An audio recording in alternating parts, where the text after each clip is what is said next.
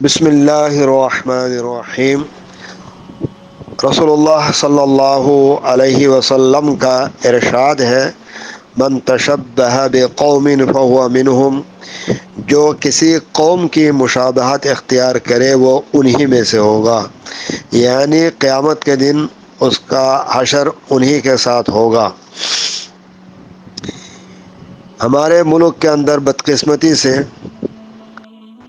9-10 محرم کو یا اس سے آگے پیچھے ماتمی جلوس نکالے جاتے ہیں، جو ایک ناجائز عمل ہے اور گناہ کا کام ہے۔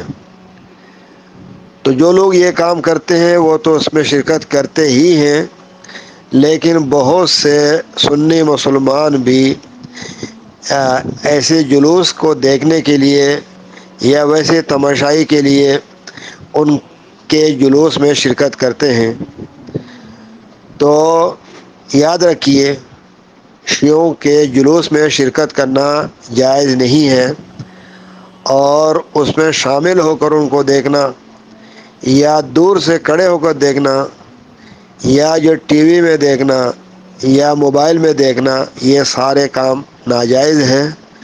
تو مسلمانوں پر لازم ہے ایسے لعنتی جلوس میں شرکت کرنے سے یا اس کو دیکھنے سے اجتناب کریں۔